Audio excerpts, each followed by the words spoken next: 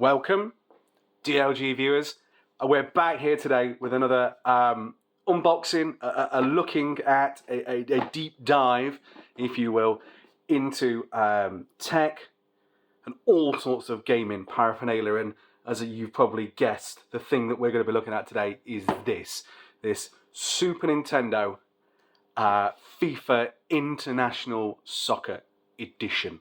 Lots of variants of Super Nintendo launched after that sort of original one that didn't come with anything. We had the one with Street Fighter 2 Turbo, Super Mario All-Stars, then Super Mario All-Stars and Super Mario World combined. Lots of different ones. And this one was one that launched with FIFA International Soccer. Straight away, my eyes are drawn to David Platt. There, look at him in all his glory, playing for England, 3 lions on his chest, being an absolute legend. Not sure who this guy is, but if you want to drop me an answer in the comments, let me know any of the eagle-eyed viewers among you who you think this is. Then be my guest, okay? You don't win anything, only the knowledge that you were the person that solved the problem, okay? So, let's take a look. Let's see what's inside the box. Because as we all know, EA Sports, it's in the game. Oh, yes. Right. Beautiful inside the box. We've still got the polystyrene casing. A little bit battered. But you know what? This thing, the best part of 30 years old, it's going to be a bit rough around the edges. I know I am. Let's have a look, shall we? Oh, look at this thing. Absolutely beautiful. There's just everything about the Super Nintendo, in my opinion, was perfect. From the sound of the power switch. Oh, amazing. So that noise when you pop your cartridge in, just the little clicks that it's made, it just feels absolutely fantastic. And then when we're finished, perfection. Absolute perfection. On the underside, we've still got, we had the cover for the expansion port, we've still got it. Obviously nothing really came with that, certainly not in the UK. The Japanese market, we had a couple of extra add-ons. Nothing in the UK. Okay, so, really, not in bad condition. Everything seems to be okay. No yellowing, which is what we've had on quite a lot of consoles, where the sunlight affects the plastic. Little bit of grime, but again, nothing too bad to say how old it is. Oh, we've got a little friend inside here, Mr. Spider. I think I'm going to leave you there for now. I might just tip you away later. I hope you had a nice life. Poor old Mr. Spider. Power lead, an RF lead. There we go. So back in the day, you had to tune yourself into channel 36. Nowadays, we don't have that problem. We're just whacking an HDMI lead, and away we go. Obviously, for the SNES, you can get the RCA adapters, you know, plug in with the red, yellow, and the white. But the good old aerial, always along for the ride. Power brick. Not going to get that out. It looks to be in pretty decent condition. And our controller, well, I mean, there's not really anything as iconic as a SNES controller, in my opinion. Sony PlayStation 1 perhaps comes close, but for just pure icon, I mean, the colours are just fantastic, aren't they? Not bad. Last but not least, we've got the cartridge. Again, there he is, Mr. Platt on the front, shielding off his opponent. Probably enemy is probably a bit too harsh, isn't it? Opponent. Fantastic. And there we go, our rules. Do not turn the power switch on and off rapidly. Oh! Do not touch the edge connector with your fingers. Oh! This game must be cleaned regularly. Please refer to the consumer information booklet for additional precautions and maintenance details. There we go, cleaned. Jobs are good. I can see a little bit of damage on the bottom. The previous owners tried to patch that up with some sellotape, so kudos to them for doing that. And then really the last thing we're going to look at is the box itself. So we've looked at the front. I've just spied on the back some information about other games, Super Mario All-Stars, originally with the first 3 games and the Lost Levels, and then a later version that came out which added Super Mario World to that. Big fan. Zelda, A Link to the Past, what an absolute classic that is. Still holds up today.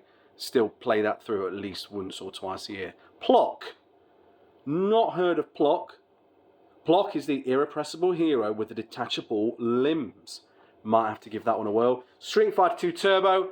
Absolutely fantastic game. The reason I originally got a SNES was so that I didn't have to keep pumping 50p's into the arcade machine.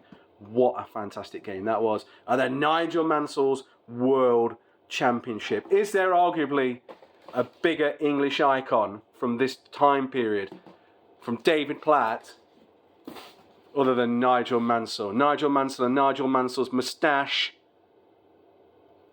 absolute mainstays of the early 90s.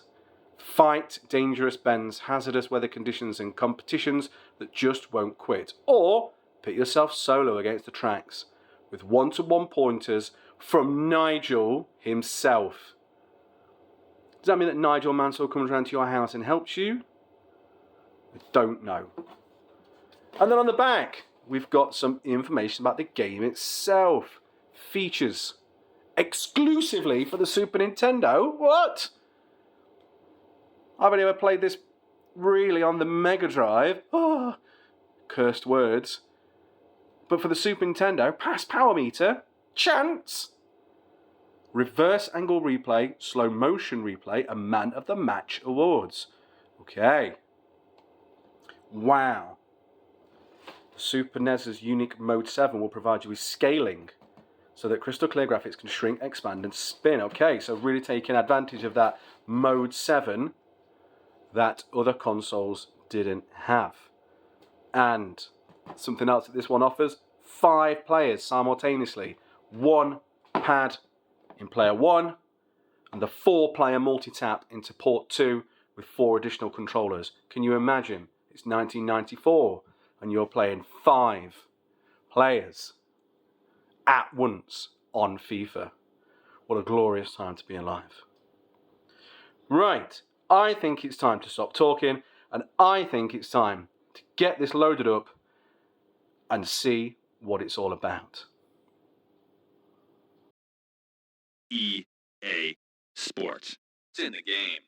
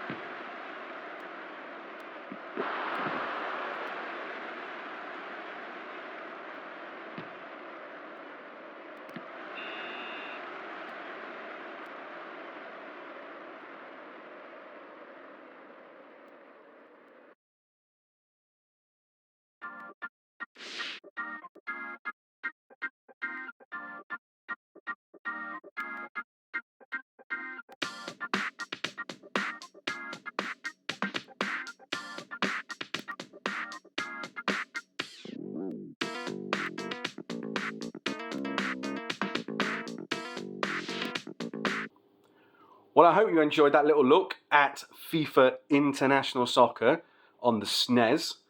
I mean, it is what it is, isn't it? It was the sort of the first big football game, in my opinion, to come out on the SNES, followed quickly by International Superstar Soccer and International Superstar Soccer Deluxe, which, to be honest, I preferred. Okay, that sort of more arcade feeling from ISS. And ISS and FIFA would go on to duel for years to come. So this was the first outing on the SNES. And do you know what?